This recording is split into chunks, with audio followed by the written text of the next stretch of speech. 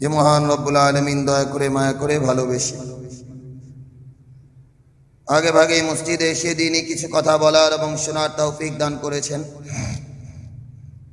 সে আলিশানের দরবারে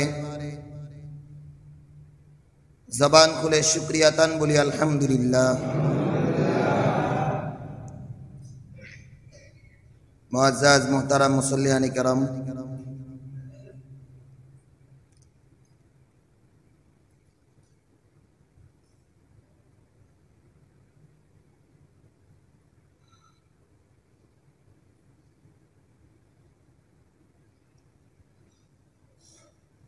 মানুষের জীবনের ব্যক্তিগত জীবন বলি, সামাজিক জীবন বলি, রাষ্ট্রীয় জীবন বলি, ব্যক্তিগত জীবন থেকে শুরু করে জীবনের সূচনা লগ্ন থেকে নিয়ে মৃত্যুর আগ পর্যন্ত কোন জিনিস, কোন তন্ত্র মন্ত্র, কোন ব্যক্তির চিন্তা, এগুলো মানুষকে কোনোদিন মুক্তি দিতে পারে নাই, পারবেও না।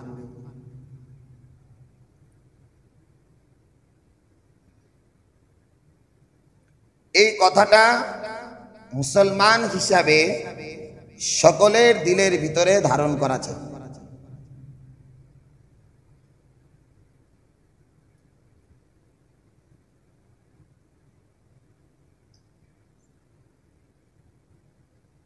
কোন তন্ত্র মন্ত্র, কোন মানুষের ব্যক্তি চিন্তা,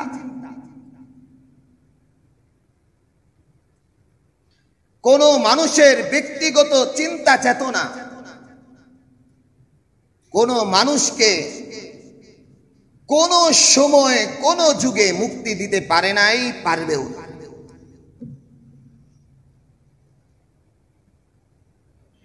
এই কথাটা মুসলমান হিসাবে সকলের দিলে ধারণ করা চাই।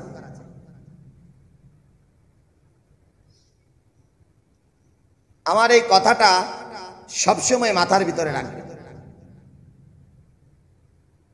মুসলমান হিসাবে এটা বড় একটা কথা। রব্বে কারিম থেকে দূরে সইরা, আল্লাহ তাআলার বিধান থেকে দূরে সইরা, আল্লাহ তাআলার নীতির বাহিরে যায়া আমি আমার অধিকার বলেন, আমি আমার নিরাপত্তা বলেন, যাই কিছু বলেন, কোনদিন শান্তি আর বাস্তবে পরিণত হবে না।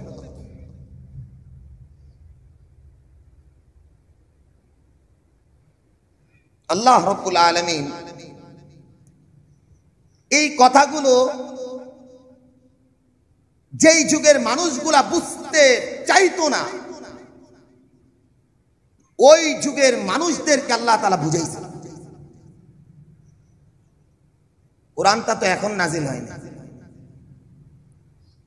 যেই জামানায়, যেই সময়ে আল্লাহ তাআলা কোরআনকে নাজিল করছেন, ওই সময়ের মানুষগুলো কোরআন নিয়ে রিসার্চ করছে। কি মনে করছেন আরবি ভাষার সবচাইতে বড় পাণ্ডিত্য লাভ করছিল তারা? আল্লাহ তাআলা ওই জাতির উপরে এই কোরআনকে নাযিল করছে বুঝানোর জন্য।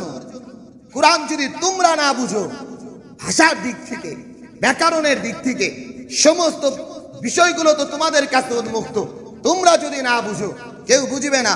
এজন্য আল্লাহ তাআলা আরব জাতির উপরে, যদিও তাদের জাহালত ছিল, অজ্ঞতা ছিল, অজ্ঞতা এটা ছিল না তারা অর্থনৈতিকভাবে পিছিয়ে ছিল, তাদের অজ্ঞতা এটা ছিল না ভাষার তাদের কমতি ছিল, তাদের অজ্ঞতা এটা ছিল না যে তারা রাষ্ট্রীয়ভাবে দুর্বল ছিল, তারা সব দিকে রাষ্ট্রীয়ভাবে সবল ছিল, ব্যক্তি চিন্তায় সবল ছিল, মেধার দিক থেকে তারা অনেক অগ্রগামী ছিল, ভাষার দিক থেকে পারদর্শী ছিল। কিন্তু যেটা তাদের উন্নতি হওয়ার কথা ছিল, সেই উন্নতি না হওয়ার কারণে কিয়ামত পর্যন্ত এই জাতিকে সবাই অজ্ঞ জাতি বলে ডাকে। অর্থনৈতিকভাবে তারা দুর্বল ছিল এমন না, ওই সময় তো সাইয়েদিনা আবু বকর রাদিয়াল্লাহু তাআলা যেই পরিমাণ অর্থের মালিক ছিলেন, এখনো পর্যন্ত রিয়াদের ব্যাংক অ্যাকাউন্টে সাইয়েদিনা হযরত উসমান রাদিয়াল্লাহু তাআলা আনহুর অ্যাকাউন্ট আছে, এখনো রানিং। চিন্তা করছে কি পরিমাণ অর্থের মালিক ছিলেন উসমান রাদিয়াল্লাহু তাআলা আনহুর ব্যাংক অ্যাকাউন্ট। উনার এটা একবারে রাখা যে উনার ধন সম্পদের এই পরিমাণ আল্লাহ তাআলা তাকে মালিক বানাইছিলেন। উনি একটা কাজ করছিলেন সেই অবস্থার ভিতরে, নবী আলাইহিস সালাতু ওয়াস সালামের উনার আমলের ভিতরে। আল্লাহু আ'লাম ওয়া ফি রিওয়ায়াতিন 10 উট বুঝাই করা, ওয়া ফি রিওয়ায়াতিন 100 উট সিরিয়া থেকে খাবার আসতেছিল। দুর্ভিক্ষ তখন, অর্থনৈতিক ভাবে রাষ্ট্রের অবস্থা খুব ভিন্ন রকম ছিল। তো উসমান রাদিয়াল্লাহু তাআলার কাছে ব্যবসায়ীরা এসে ভিড় জমাইলেন। আইসা বললেন আমিরুল মুমিনিন বিক্রি করে। আমিরুল মুমিনিন উসমান রাদিয়াল্লাহু তাআলা বললেন, কে কত দিবা বলো দেখি, কে কত দিবা বলো দেখি।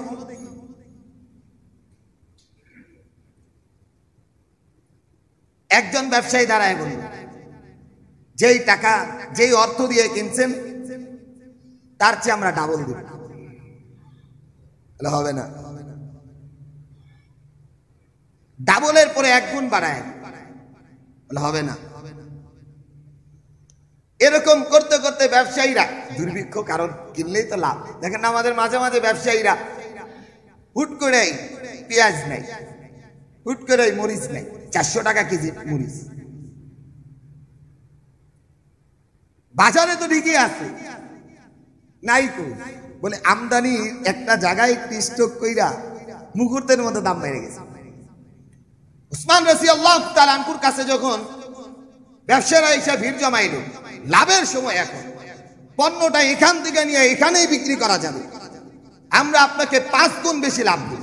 উসমান রাদিয়াল্লাহু তাআলা বললেন, না হবে না, কে আছো 10 গুণ আমারে লাভ দিবে। বলে উসমান আপনি কি পাগল হইছেন? কোন মালিক আছে, কোন আড়তদার আছে যে আপনার কাছ থেকে মাল নিয়ে 10 গুণ বেশি লাভে কিনবে? বলে শুনো, আমার একজন মালিক আছে, খরিদ্দার আছে, যিনি আমার কাছ থেকে 10 গুণে কিনবে। উসমান রাদিয়াল্লাহু তাআলার কথা শুনাতে ব্যবসায়ীরা হতভম্ব, কয় কি আমাদের ছাড়া বড় ব্যবসায়ী মক্কা মদিনায় আছে কি? আমাদের চাইতে বড় ব্যবসায়ী উসমানের কাছ থেকে 10 গুণে কিনবে? বলে হ্যাঁ কিনবে। বলে বিক্রি করেন, সমস্ত মালগুলো বাইতুল মালে দিয়ে দিন, যাও এটা আমি গরিব দুঃখীকে দান করে দিলাম। সবাই তো আশ্চর্য, আপনি বলে বিক্রি করবেন, তা আপনি তো 10 গুণে দিয়ে এই ফ্রিতে দিয়ে দিতেছেন গরিব দুঃখী অসহায়কে। বলে শুনো, আমার রব বলেছেন মান জা আবিল হাসানাতি ফালাহু আশরু আমসালিহা, কোন মানুষ নেক কাজ করবে আমি তাকে 10 গুণ বাড়ায়। বলে আমার মালিক আমার সাথে চুক্তি করেছে 10 গুণ দিবে, তাই আমি আমার সম্পদগুলো আল্লাহর রাস্তায় দিয়ে দিই। মুহতারাম হাজিরিন, সেইখানের পর থেকে নিয়ে অদ্যবতী সময় পর্যন্ত রিয়াদের কমার্শিয়াল ব্যাংকে হযরত উসমান রাদিয়াল্লাহু তাআলার অ্যাকাউন্ট খুলে দিয়েছে, এখনো আছে। বুঝাইতেছিলাম কি পরিমাণ অর্থের মালিক ছিলেন তারা। তারপরেও এর আগের যারা ছিলেন, এই সময়টাকে আইয়ামে জাহালাতের যুগ বলা হয়। কেন? অর্থ তো ভালো ছিল, বুদ্ধিমত্তাই ছিল সুপার পাওয়ার, এরপরেও জাহালতের অজ্ঞতার কালি তাদের গায়ে লাগছে। একটাই কারণ, কুরআন আসার পরেও, আল্লাহর বিধান আসার পরেও না তারা বুঝতে চাইছে না বুঝার চেষ্টা করতে চাইছে। এজন্য নাম হয়ে গেছে আইয়ামে জাহালাত।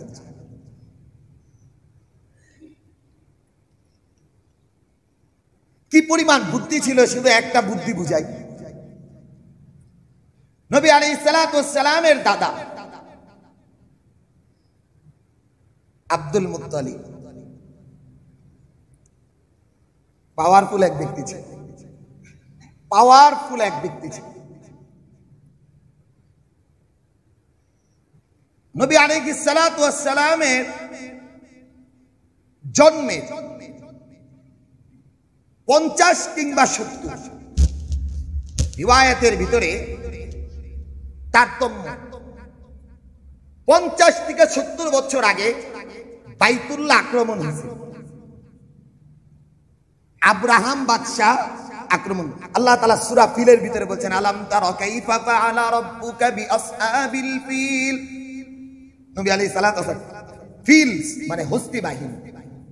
আল্লাহ তাআলা নবী আলাইহিস সালাতু ওয়াস সালামকে শুনায়ে দিতেছেন আলাম তারা কাইফা ফা, আপনার কি জানা নাই যে আপনার রব কেমন আচরণ করেছেন হস্তি বাহিনীর সাথে? মানে তাহলে একটা ঘটনা ঘটছে হস্তি বাহিনী। ঘটনাটা হইল ওই সময় সিরিয়ার এক বাদশা ছিল, বাদশা আব্রাহাম। দেখলো মানুষ দলে বলে, ব্যবসায়ীরা হজের মৌসুমে বাইতুল্লাহ আসে। এই বাইতুল্লাহ যদি ধ্বংস করে দেই, আমি একটা বাইতুল্লাহ নির্মাণ করব, সবাই এখানে আসে। বাইতুল্লাহ ঠিকই বানাইছে, মানুষ আসে না, সবাই খালি মক্কায় যায়। এই অবস্থা দেখে বাহিনী নিয়ে বাইতুল্লাহকে আক্রমণ করার জন্য হস্তি বাহিনী নিয়ে রওনা হয়েছে। পাহাড়ের আগেই বাদশাহ চাবি পাঠানোর জন্য গেছে। চাবিটা ছিল আব্দুল মুত্তালিবের কাছে, বাইতুল্লাহ চাবি। বলছে শোনো, তুমি তো কুরাইশের লিডার, তো বাইতুল্লাহকে আমরা আক্রমণ করবো, তোমরা কিছু কইবা না। আব্দুল মুত্তালিবেরও সাফ সাফ কথা, কিচ্ছু কমু না। আব্দুল মুত্তালিব জানতেন ঘরটা আমার না, ঘর আমার না, মালিকও আমি, যিনি মালিক উনি বুঝবেন, বাকি আমি একটু ফায়দা লুইটা। সিরাত ইবনে হিশাম ভালো করে দেখবেন, সিরাতে মুস্তাফার ভিতরে আছে।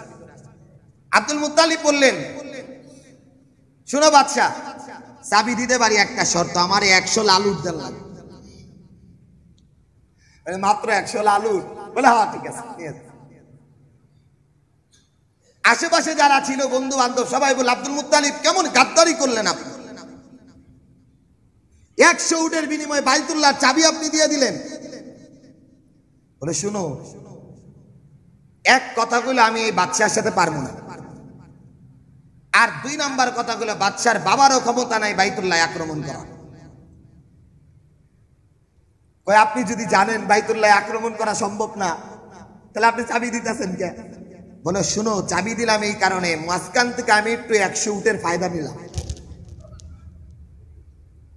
আমি জানি বাইতুল্লাহ তারা আক্রমণ করে কিছু করতে পারবে না, কারণ এটার মালিক রব্বে কারীম। মধ্যে থেকে আমি নিজস্ব একটা ফায়দা নিয়ে নিলাম 100 উঠে। কি পরিমাণ মেধা ছিল, কি পরিমাণ মেধায় কাজ করেছে, বুদ্ধিমত্তাও ঠিক ছিল। মোহতারাম হাজিরিন, যেই কথাটা আমি আপনাদের দিলের ভিতরে ধাক্কা দিতে চাইতেছি, এই কথা হইল দিলের ভিতরে আমার বসার প্রথম কথা যেটা, এই কথাটা মাথার ভিতরে ঢুকান। কোন তন্ত্র মন্ত্র, কোন মানুষের চিন্তা, কোন রাষ্ট্রের আইন, কোন সংবিধান কোন মানুষের মুক্তি দিতে পারে নাই, পারবেও না। মুক্তি যদি আসতে হয়, স্বাধীনতার পক্ষে যদি মুসলমানকে টিকে থাকতে হয়, দেশের উন্নতি যদি আনতে হয়, আল্লাহর কালাম আর ইসলামের আইনের বাহিরে কোন রাস্তা নেই। এটা মেনে নেন আর নাই। আল্লাহ তাআলা বলেন আলাইসাল্লাহু বিআহকামিল হাকিমিন। আজীব এক কথা, আল্লাহু আকবার। আলাইস একটা ধাক্কা দিছে, ওয়াত্তিনি ওয়াসসাইতুন ওয়া তুরি সিনিন ওয়া হাযাল বালাদিল আমিন লাকাদ খালাকনাল ইনসানা ফি আহসানি তাকওয়িম সুম্মা রাদাদনাহু আসফালা সাফিল। রব্বে কারীম কয়েকটা কসম করলেন, 3 ফলের কসম করলেন, ওয়াত্তিন ওয়াসসাইতুন ওয়া তুরি সিনিন, তুরে পর্বতের কসম করলেন। শুধু তাই না, ওয়া হাযাল বালাদিল আমিন, মক্কাতুল মুকাররমার কসম করে আল্লাহ তাআলা বললেন শুনো বান্দা, লাকাদ খালাকনাল ইনসানা ফি আহসানি তাকওয়িম, খুব সুন্দর কইরা যেভাবে তোমাকে গঠন করা দরকার, তোমার জীবনকে সুন্দর করার জন্য যা কিছু প্রয়োজন সমস্ত কিছু দিয়া আমি রব্বে কারীম তোমারে তৈরি করছি। বলতে বলতে রব্বে কারীম বলেন আলাইসাল্লাহু বিআহকামিল হাকিমিন, তোমার জীবনটা সুন্দর করার জন্য পৃথিবীর কিছু সময় নিজের জীবনটাকে পরিচালিত করার জন্য, নিজের জীবনটাকে সুন্দর করার জন্য আল্লাহর হুকুমের চাইতে, আল্লাহর আইন ব্যবস্থাপনার চাইতে আর কোন জিনিস আছে কি? আল্লাহ প্রশ্ন করেছেন। আলাইসাল্লাহু, আল্লাহ তাআলার চাইতে উত্তম হুকুমদাতা, আল্লাহ তাআলার চাইতে উত্তম আইন দাতা, আল্লাহ তাআলার চাইতে উত্তম বিচার কার্য পরিচালনাকারী আর কেউ আছে? আল্লাহ প্রশ্ন করেছেন। আল্লাহ তাআলা বলেন ইনিল হুকমু ইল্লা লিল্লাহ, ইনিল হুকমু ইল্লা লিল্লাহ। পৃথিবীর মানুষের বিশৃঙ্খলা থেকে মুক্ত হওয়ার জন্য, মানুষের অধিকার নিশ্চিত হওয়ার জন্য, মানুষের অধিকার থেকে নিজের অধিকার, প্রাপ্য অধিকার ফিরে পাওয়ার জন্য, মানুষের অধিকারের উপরে রাত্রি যাপন করার জন্য আল্লাহ তাআলার আহকামের উপরে কোনো আহকাম নাই। আল্লাহ তাআলা বলেন ইনিল হুকমু ইল্লা লিল্লাহ। অন্য আয়াতে রব্বে কারীম বলেন আল্লাহু খায়রুল হাকিমিন, ওয়াল্লাহু খায়রুল হাকিমিন। আল্লাহর চাইতে উত্তম ফয়সালাকারী আর কে আছে? মুহতারাম হাজিরিন,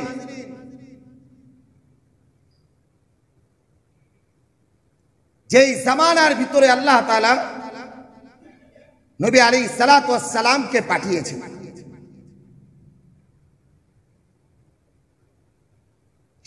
আশেপাশের সমস্ত রাষ্ট্রগুলো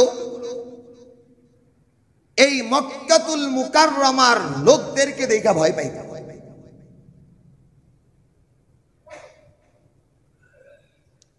তবে তাদের বিশ্বস্ততা এমন পর্যায়ে পৌঁছেছিল,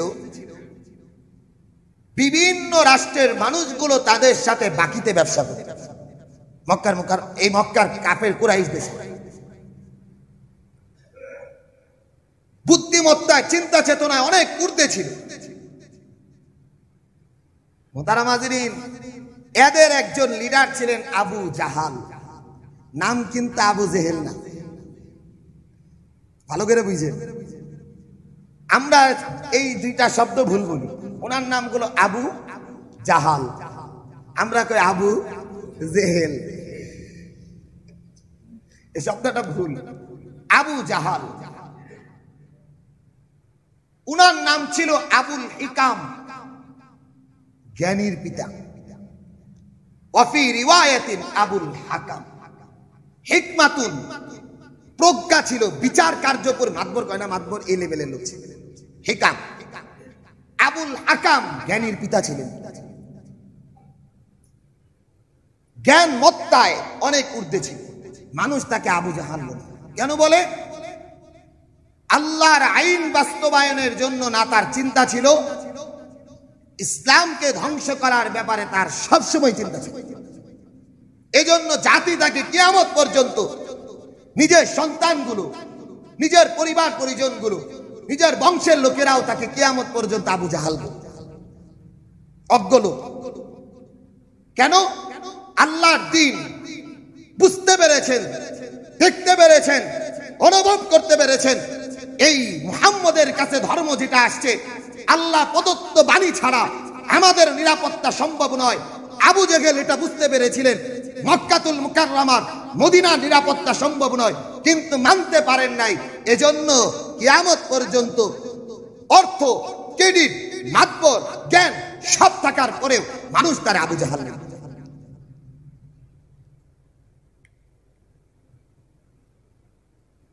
আল্লাহ তাআলা আমাদেরকে বুঝার তৌফিক দান করুন।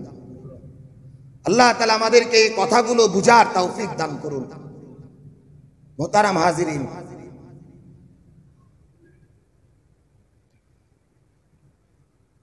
আমার এই কথাটা দিলের ভিতরে আজ থেকে না বুঝলেও আমাদের পরবর্তী জেনারেশন যারা আসবেন তারা বুঝবে। সময়ের ব্যবধানে বুঝবে যে আমার এই যে একটা কথা, আমাদের এই যে তাহের শাহ হুজুর একটা কথা কয়, এই কথাটা আমার মনে হয়েছে যে আমাদের মুরব্বী বাবারা যেই পরিমাণ মসজিদের দানের ক্ষেত্রে অগ্রগামী, এর চাইতে তার সন্তানরা বেশি অগ্রগামী। এটা আমাদের হুজুরের কথা, যে বাবার কাছে গেলে দিতে চায় না, কিন্তু সন্তানের কাছে কইলেই দিয়া দেয়। কেন? অনুভূতিগুলো, দিনের অবস্থানগুলো সন্তানগুলো বুঝতে পারতেছে। দীর্ঘ সময় মক্কার আরব ও জাহালত গুলো বুঝতে পারে নাই ধর্ম, পরবর্তী ব্যক্তিগুলো বুঝতে পেরেছে। মক্কা একেবারে বিজয় হয়ে গেছে, মক্কা একেবারে বিজয়। কারণ একটাই, ইসলামের ছোঁয়া, কোরআনের ছোঁয়া, এই জায়গাগুলো আল্লাহ তাআলা নিরাপত্তার বাসস্থানকে বানায় দিয়েছে। বাদশাহ আমার দরবারে ভালো করে বুঝবেন, সিরাত ইবনে হিশাম সমস্ত কিছু ভালো করে রিচার্জ করলে যেটা বোঝা যায়, নবী আলাইহিস সালাতু ওয়াস সালামের উপরে যখন স্টিম রুলার চলতেছিল, সাহাবায়ে কিরামের উপরে যখন চলতেছিল, নবী আলাইহিস সালাতু ওয়াস সালাম সাহাবায়ে কিরামের একটা জামাতকে আবিসিনিয়ায় অর্থাৎ ইথিওপিয়ায় পাঠাইছে। ওই আবিসিনিয়ার বাদশা ছিলেন বাদশা নাজ্জাশী, বাদশা আমার নাজ্জাশী। বাদশা আমার দরবারে জাফর ইবনে আবি তালিব রাদিয়াল্লাহু তাআলা আনহু দিয়ে বাহিনী পাঠাইছে। এরা 11-12 জন যে গেছেন, সাথে আবু জেহেল, আবু সুফিয়ানকে পাঠাইছে, যে এগরে ওই জায়গায় যেন থাকতে না পারে, আম করে ভুলভাল বুঝাবো এটা যেন না পারে। বাদশা আমার দরবারে যায় জাফর ইবনে আবি তালিব আশ্রয় চাইলেন। বাদশা আমার তাকে আশ্রয় দিল। আশ্রয় দিতে না দিতেই আবু সুফিয়ান এসে উপস্থিত। আবু সুফিয়ান তো সবাই চিনে, মক্কার কুরাইশের লিডার, সবাই চিনে, না চিনার কি আছে। তো সবাই মিলা বাদশা আমা আবু সুফিয়ানকে বলল, আবু সুফিয়ান কেন আসছো তুমি? বলে যে আমাদের দেশ থেকে যারা পালায় আসছে আপনার কাছে, এগোর একটু ধৈর্য নিয়ে যাইতে আসছে। বলে কেন নিবা? আবু সুফিয়ান একটা কথা বলছে, এরা হলো বিশৃঙ্খলাকারী, এরা বিশৃঙ্খলাকারী। আবু সুফিয়ানের কথা শুনি না বাদশাহ আমা জাফর ইবনে আবি তালিবকে জিজ্ঞাসা করছে,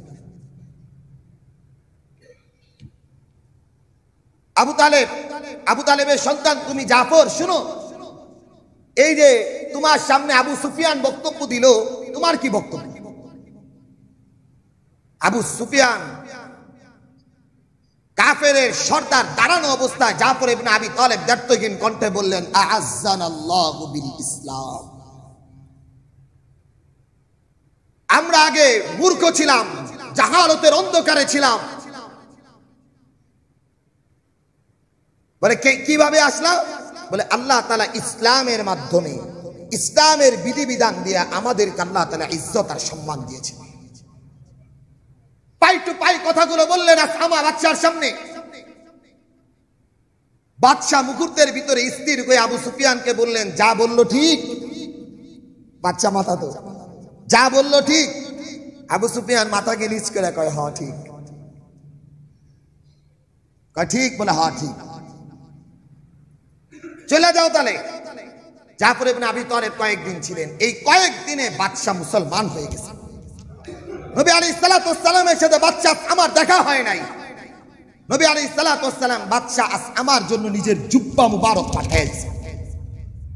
2 নাম্বার কথা, নবী আলাইহিস সালাতু ওয়াস সালাম যে সমস্ত ব্যক্তিদের গায়েবানা বলে একবারই শুধু জানাজা পড়িয়েছিলেন, এটা হলো বাদশা আমার জানাজা। তার সাথে তো রাসূলের দেখা হয় নাই, কিন্তু ইসলামের অবস্থানগুলো বাদশা আমা বুঝতে পেরেছে। আল্লাহ তাআলা তাকে ইজ্জত আর সম্মান দিয়ে দিয়েছে। এজন্য মুহতারাম হাজিরিন, আজকে সমাজের অবস্থা ভিন্ন। ইসলাম থেকে দূরে সরে যাওয়ার কারণে বিশৃঙ্খলা, অধিকারের জন্য লড়াই, ব্যক্তি ব্যক্তি চিন্তাকেও সামনে রেখে সমস্ত খারাপ অবস্থাগুলো, দেশের ক্ষয়ক্ষতি করা, এই সমস্ত কিছুর মূল কারণগুলো আমরা ইসলাম থেকে দূরে সরে গেছি। আমি আমার অধিকার যদি ফিরে পাইতে চাই, আমার চিন্তা চেতনা যদি ফিরে পাইতে চাই, আমার অধিকারের উপরে যদি আমি বেঁচে থাকতে চাই, আমার মা বোনরা যদি নিরাপদে ঘুমাইতে চায়, আমাদের বাচ্চাগুলো যদি নিরাপদে ইউনিভার্সিটিগুলোয় পড়তে চায়, ইসলামের বিকল্প কোনো কিছু নাই। এটা মেনে নেন আর নাই নেন। আর বাকিরে যাবেন, দেখবেন সময়ের ব্যবধানে আবার বিশৃঙ্খলা হবে। এর উন্নতির কোনদিন রাস্তা খুঁজে পাবে না কেউ। ও মুহতারাম হাজিরিন, আজকের অবস্থা এমন, না মানুষের জানের কোনো নিরাপত্তা আছে, না মানুষের ব্যক্তির কোনো নিরাপত্তা আছে, না মানুষের কোনো চিন্তা চেতনা নিরাপত্তা আছে। মুহতারাম হাজিরিন, ভালো করে বুঝেন, এই প্রেক্ষাপট সময়ে আন্দোলনের মাধ্যমে যে কতজন মানুষ মারা গেছে, এর চাইতে মনে হয় না বেশি হবে, কম হবে। বেশি মানুষ মারা গেছে মানুষের আক্রোশটাকে কাজে লাগাইছে। আপনি আমার কথা বুঝতে পারেন নাই? ঢাকায় এক ভাই আমারে জানাইলো, কোন মুসল্লিও যেন ওই দিন বললেন, রাত্রে ঘুমায় আছে এক ব্যাংকার ব্যাংকার ব্যাংকার ব্যাংকার বাসা থেকে ডাইকা ডাক দিছেন, ঘরের নিচে আসছেন, শুট করে চলে গেছে। ব্যক্তি আক্রোশ কাজে লাগায়, ব্যক্তি আক্রোশ কাজে লাগায়।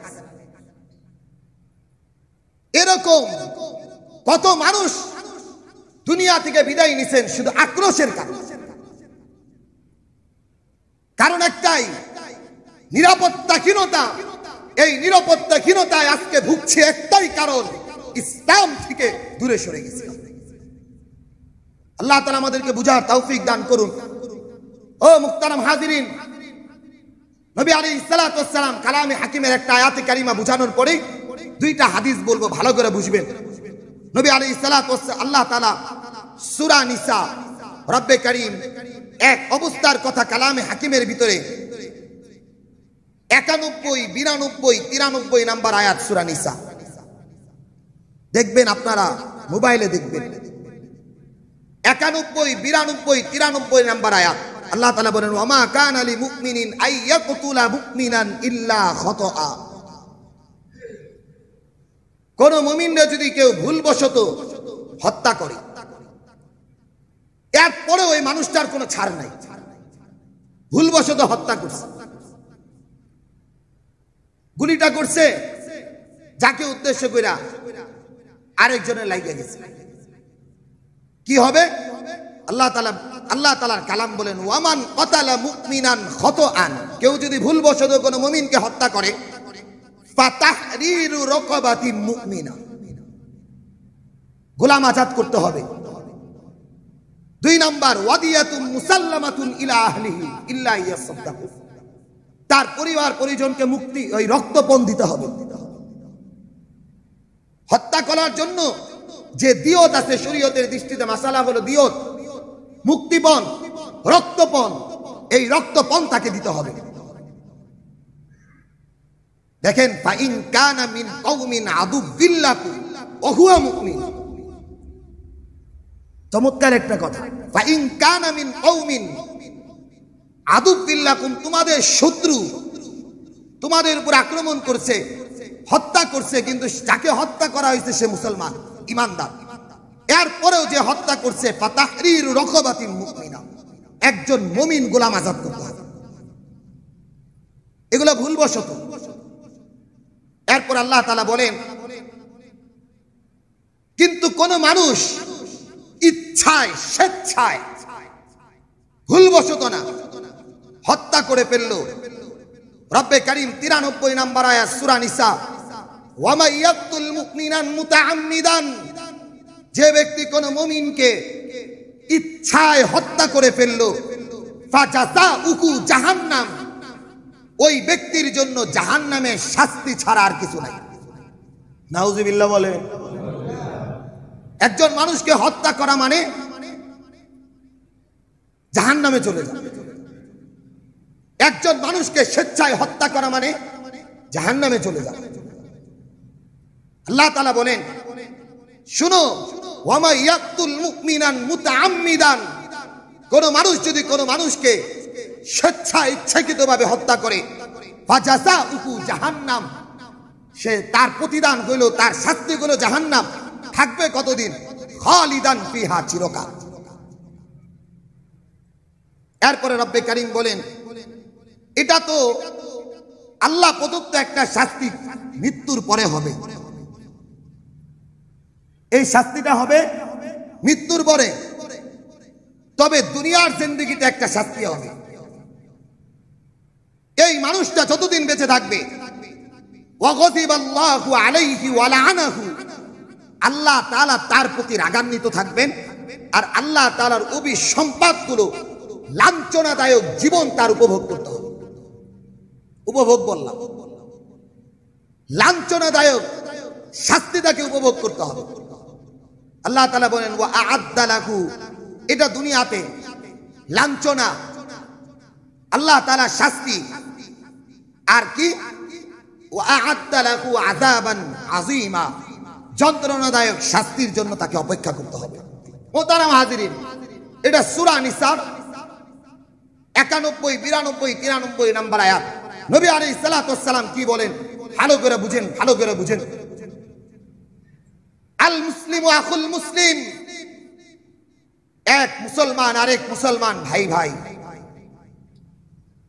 2 নম্বর, নবী আলাইহিস সালাতু ওয়াস সালাম বলেন, আল মুমিনুনা কারাজুলিন ওয়াহিদিন, এক মুমিন আরেক মুমিন এক দেহের মতো। ইনিশতাকা আইনুহু, চোখ যদি ব্যথা হয়, আরেক মুমিনের চোখেও যেন ব্যথা হয়। একজন মুমিন মাথায় ব্যথা পাইছে, ইনিশতাকা রাসুহু ইশতাকা কুল্লুহু,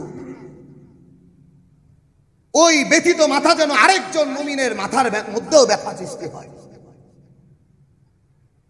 শুধু তাই না মুহতারাম হাজিরিন, নবী আলাইহিস সালাতু ওয়াস সালাম বলেন, আল মুসলিম মান সালিমাল মুসলিমুনা মিন লিসানিহি ওয়া ইয়াদিহি, ওই ব্যক্তি পূর্ণাঙ্গ মুসলমান যার হাত, মুখ, অঙ্গ প্রত্যঙ্গ থেকে আরেকজন মুসলমান নিরাপদ। এরপর আল্লাহ তাআলার রাসূল বলেন, ওয়াল মুমিন, মুমিন ওই ব্যক্তি, মান আমিনাহুন নাসু আলা দিমাইহিম ওয়া আমওয়ালিহিম, যার ধন সম্পদ, যার রক্ত মানুষের কাছে ঈমানদার, ওই ব্যক্তির কাছে নিরাপদ। ওই ব্যক্তি ঈমানদার যার কাছে মানুষের জানমালের কোনো নিরাপত্তা নাই, যেই মানুষের রক্ত মানুষের কাছে নিরাপদ নাই, যেই মানুষের জীবন মানুষের কাছে নিরাপদ নাই, যেই মানুষের অবস্থান মানুষের কাছে নিরাপদ নাই, ওই মানুষ যত বড়ই জুব্বা, যত বড়ই সুন্দর কথা বলুক, কোনোদিন মানুষ হইতে পারে না। মুহতারাম হাজিরিন, এই প্রেক্ষাপট সময়ের অবস্থা শুধু একটা কথা বলি,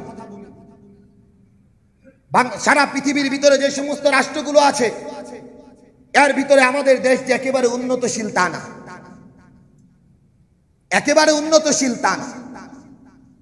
অর্থনৈতিক ভাবে আমার দেশ অনেক দুর্বল, অনেক দুর্বল। যে আমাদের বর্তমান অবস্থায় দেখেন, ব্রডব্যান্ডের লাইনে নেট আসছে, যাদের বাসায় ওয়াইফাই আছে, নেট কিন্তু নাই, নেট কিন্তু নাই। অন্য অন্য বহির রাষ্ট্রে গেলে আপনার নেটের প্রয়োজন, অটোমেটিক কানেক্ট হয়ে চলতেছে, অটোমেটিক কানেক্ট হয়ে চলতেছে মোবাইল। অথচ একটু ক্ষয়ক্ষতির কারণে মানুষ সবাই পিছিয়ে পড়ছে। ও মুহতারাম হাজিরিন, কান পাইতে আমার একটা কথা শুনেন। এই বিশৃঙ্খলা কে করেছে, কারা করেছে, কি কারণে করেছে, এগুলো সবাই আমাদের কাছে উন্মুক্ত। বাকি একটা কথাগুলো ভালো করে শুনেন। রাষ্ট্রের সম্পদ না কোনো রাষ্ট্রীয় কোনো ব্যক্তির, রাষ্ট্রের উন্নত যারা সরকার প্রধান থেকে শুরু করে কারো বাপদাদার সম্পত্তি না, সমস্ত সম্পত্তিগুলো 18 কোটি জনতার, প্রত্যেকের এই সম্পদগুলো। আপনি যদি কোনো সম্পদ নষ্ট করেন, 18 কোটি জনতার সম্পদ নষ্ট করলে যে গুনাহ হবে, সেই গুনাহ আপনার কাঁধে নিতে হবে। আপনি আমার কথা বুঝতে পারেন না? এই সম্পদ তো কোনো দলের না, আমাদের দেশের সম্পদ, আমাদের অর্থের দ্বারা পরিচালিত। আমাদের দেশের মেট্রো রেল আমাদের অর্থের দ্বারা পরিচালিত। আমাদের দেশের ব্যাংকিং খাতগুলো, আমাদের দেশের নেট পরিচালনাগুলো সব আমাদের অর্থের দ্বারা পরিচালিত, কোনো সরকারেরও না, কোনো ব্যক্তিরও না। অতএব এর দ্বারা যদি ক্ষতি হয়, 18 কোটি জনতা ক্ষতি হবে। এর দ্বারা যদি ক্ষতি হয়, 18 কোটি জনতা ক্ষতি হবে। এর দ্বারা যদি ক্ষতি হয়, জনগণ ক্ষতি হবে না। রাষ্ট্রের যারা উন্নত না তাদের কোনো ক্ষতি হবে, যারা বড় বড় আমলা রয়েছে না তাদের কোনো ক্ষতি হবে। ক্ষতি হবে 18 কোটি জনতা। এজন্য মুহতারাম হাজিরিন, ভালো করে বোঝা চাই, ভালো করে বোঝা চাই। আমি যদি নিজেকে মুসলমান বলে দাবি করি, আমার থেকে আরেকজন নিরাপদ থাকবে। আমি যদি ইমানদার বলে দাবি করি, আমার থেকে আরেকটা রক্ত নিরাপদ থাকবে। ও মুহতারাম হাজিরিন, আমি আমার বিবিরেও বলতেছিলাম, মানুষ কতটা হায়নার জানোয়ার হইলে একজন মানুষকে গুলি করতেছে, আর মানুষটা নিশ্চুপ তাকায় দেখতেছে, আরে আমারে গুলি করতেছে। কতটা নির্লজ্জতা হইতে পারে, কতটা নির্লজ্জতা হইতে পারে যে একজন মানুষ ওপেনে পিস্তলটা তাক করে আছে, আর আরেকটা মানুষ সুন্দর করে দাঁড়ায় আছে, বুলেট লাগতেছে। যে মানুষটা শুট করতেছে না তার দিলও কাঁপতেছে, না তার দিলের ভিতরে কোনো মায়া লাগতেছে। ও মুহতারাম হাজিরিন, এটা তো কোনো পশুত্বের জিন্দেগি হইতে পারে। কোন পশুর উপরে এইভাবে আক্রমণ করতে পারে না। কোন পশুর উপরে নিজের জীবনটা চলে যাইতেছে এমন এক অবস্থা তৈরি করতে পারে না। ও মুহতারাম হাজিরিন, কেন? ইসলাম না থাকার কারণে, ইসলামের রং না থাকার কারণে আজকে মানুষ থেকে নিরাপদ না হয়ে পশুত্বের জিন্দেগিতে রূপান্তরিত হয়ে গেছে। এখান থেকে বাঁচতে হলে, সমস্ত মানুষগুলো নিরাপদে বসবাস করতে হলে আল্লাহর আইন, আল্লাহর হুকুমত, দ্বীনের বিকল্প কোনো কিছু নাই। যেই পর্যন্ত ইসলামের বিধিবিধান, ইসলামের নীতি আর নৈতিকতার ভিতরে রাষ্ট্রের বড় বড় ব্যক্তিরা না আসবে, ছাত্র জনতা না আসবে, জনগণ না আসবে, আন্দোলনের মতো আন্দোলন হবে, কিন্তু কোন মানুষ তার মুক্তির কোন রাস্তা খুঁজে পাবে না। মুক্তির রাস্তা খুঁজে পাওয়ার জন্য আল্লাহর বিধান দিয়েছেন। আল্লাহর বিধান দিয়েছেন দীর্ঘ সময়ের রাষ্ট্রের পরিবর্তন, বিশৃঙ্খলাকে একমাত্র কোরআন মুক্তি দিয়েছে। জাহালতের যুগটাকে পরিবর্তন করেছে, আইয়ামে জাহালতের যুগকে একেবারে রূপান্তরিত করে দিয়েছে। রোম পারস্যকে তছনছ করে ইসলামকে উদ্দিন করেছেন। সেই ইসলামের পরশে যদি আবারও মুসলমান যুক্ত হইতে পারে, নিরাপদে বসবাস করতে পারবে। আর যদি ইসলাম থেকে তন্ত্র মন্ত্রে বিশ্বাসী হই, তাহলে মনে রাখতে হবে হঠাৎ করে ঘুমিয়ে থাকবেন, সকালে উঠে দেখবেন লাশ পড়ে আছে, রাস্তা খুঁজে পাবেন। ওই যে নিরহ মানুষগুলা ঘরে ছিল, আক্রোশের কারণে যেমন গুলি করে দিল, লোকটা মারা গেল, শেষ হয়ে গেল। একটা বারের জন্য চিন্তা করছে না এর পরিবার কি করবে, পরিজন কি করবে। রাষ্ট্রের এতগুলো সম্পদ মুহূর্তের মধ্যে বিলীন হয়ে গেল, মুহূর্তের মধ্যে ক্ষয়ক্ষতিতে পরিণত হলো। না কোনো জনগণের ভিতরে দরদ কাজ করতেছে, না রাষ্ট্রের যারা বড় বড় ব্যক্তি আছে না তাদের ভিতরে কাজ করতেছে। কারণ একটাই, সকলের চিন্তা আমি বাঁচি, সকলের চিন্তা আমাকে বাঁচাতে হবে, রাষ্ট্র বাঁচাতে হবে, ব্যক্তি বাঁচাতে হবে, বাচ্চাদেরকে বাঁচাতে হবে। এই চিন্তা না আমাদের ভিতরে কাজ করতেছে, না কোনো অভিভাবকদের ভিতরে কাজ করতেছে। আল্লাহ তাআলা আমাদেরকে বুঝার তৌফিক দান করুন। শেষ কথা মুহতারাম হাজিরিন, অবস্থা এমন হয়ে গেছে, ইউরোপ, বহির বিশ্ব, ইহুদি খ্রিস্টানগুলো, চটকদার বক্তব্যগুলো, ইহুদি নাসারাগুলোর কমিউনিজম, ন্যাশনালিজম, এই সমস্ত চমকদার শব্দগুলো আমাদেরকে বিমোহিত করে রাখছে। ভালোটাও আমার কাছে খারাপে পরিণত হয়ে গেছে। মাঝে মধ্যে একটা গল্প বলি, ভালো করে বুঝেন।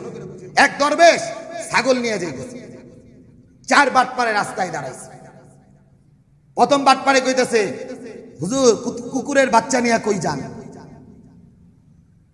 হুজুর বেড়া তো ছাগলের দিক তাকায়, কয় আরে ছাগল নিয়ে যাইতাছি, কয় কুকুরের বাচ্চা। আবার সামনে যাইতেছে, দ্বিতীয় বাটপারে কয় হুজুর কুকুরের বাচ্চা নিয়ে কই যান? হুজুর এবার ভালো করে তাকাইছে, তাকায় দেখে না আসলে ছাগলের বাচ্চা। ধমক দিছে, দেখতাছস না ছাগলের বাচ্চা নিয়ে যাইতেছি, কুকুরের বাচ্চা কষ্ট। আবার সামনে গেছে, তৃতীয় আরেক বাটপার কইতেছে হুজুর কুকুরের বাচ্চা নিয়ে কই যান? এবার মনের ভিতরে একটু খুঁতখুঁতিছে, আসলে কি কুকুরের বাচ্চা? যাইতেছে, এবার একটু ধমক আস্তে করে দিয়ে গেছে, আরে না রে ভাই ছাগলের বাচ্চা। 4 নাম্বার বাটপারে তো দাঁড়ায় আছে, যুক্তি করে বসে আছে। 4 নাম্বার বাটপারে কইতেছে হুজুর কুকুরের বাচ্চা নিয়ে কই যান? হুজুর এবার কনফিডেন্স আত্মবিশ্বাসের সাথে চিন্তা করছে, 4 জন মানুষকে আর ভুল করবো, 4 জন মানুষকে আর ভুল করবো। দিছে কুকুরের বাচ্চা মানে ছাগলের বাচ্চা চাই না, কয় ধর তোর কুকুরের বাচ্চা তোরাই নে। ও মুহতারাম হাজিরিন, আমেরিকা বলেন, ইন্ডিয়া বলেন, রাশিয়া বলেন, চীন বলেন, জাপান বলেন, কমিউনিজম, ন্যাশনালিজম, ব্যক্তিতন্ত্রগুলো আমাদের কানে কানে দিতে দিতে আমাদের বিশৃঙ্খলার ভিতরে আমাদের রাষ্ট্রগুলো পড়ে যাইতেছে। না তাদের কোনো মাথা ব্যথা আছে, না কারো কোনো মাথা ব্যথা আছে। আমরা মুসলমান, আমরা ওই দেশগুলোর দিকে তাকায় মনে করতেছি আমরা চীন হব, আমরা জাপান হব, আমরা রাশিয়া হব, আমরা নিউজিল্যান্ড হব, আমরা কানাডা হব। মোহতারাম হাজিরিন, ভালো করে বুঝবেন, কানাডাই বলেন আর চীন বলেন, জাপান বলেন, পৃথিবীতে কোনোদিন নিরাপত্তায় বসবাস করতে পারবেন না। নিরাপত্তা দিয়েছে ইসলাম। ইসলামের বাকিরে গেলে আগুনে জ্বলতে হবে, এর বাকিরে কোনো রাস্তাঘাট খুঁজে পাবেন। আল্লাহ তাআলা আমাদেরকে বুঝার তৌফিক দান করুন, আমিন। ওয়া আখির দাওয়ানা আলহামদুলিল্লাহি রাব্বিল আলামিন। মুসল্লিয়ানে কিরাম, সকলের কাছে আরেকটা আবেদন, একটু যে সমস্ত মানুষগুলো দুনিয়া থেকে বিদায় নিছে, এই মানুষগুলো আমাদের ভাই, আমার সন্তান, আমার পরিবার পরিজন থেকে। কেউ বা হাসপাতালে কাতরাচ্ছে, প্রশাসন হোক, ব্যক্তি হোক, ছাত্ররা হোক, এরা আমাদের সন্তান। যারা দুনিয়া থেকে বিদায় নিছেন তাদের জন্য দোয়া করা চাই। যারা অসুস্থ আছে তাদের জন্য দোয়া করা চাই। যারা দুনিয়া থেকে বিদায় নিছেন আল্লাহ যেন এদের কবরগুলোকে জান্নাতের বাগান বানায়। যারা হাসপাতালের বেডে কাতরাচ্ছে আল্লাহ যেন এদের জন্য উত্তম ব্যবস্থা করে সুস্থতার নিয়ামত দান করেন। এই দোয়াগুলো নামাজের পরে পরে তাদের জন্য করা চাই। কারণ আমার ভাই, আমার সন্তান, আমার পরিবার পরিজন থেকে আক্রান্ত হয়েছে, তার সাথে আমার কোনো রক্তের সম্পর্ক না হলেও আল্লাহ রাসূল বলেছেন আল মুসলিম আকুল মুসলিম, আরেক মুসলমান আমার ভাই। এই ভাইয়ের অধিকারে আমি তো এতটুকু পারি তার জন্য দোয়া করতে। রব্বে কারীম আমাদেরকে তৌফিক দান করুন। ওয়া মা তৌফিক ইল্লা বিল্লাহ।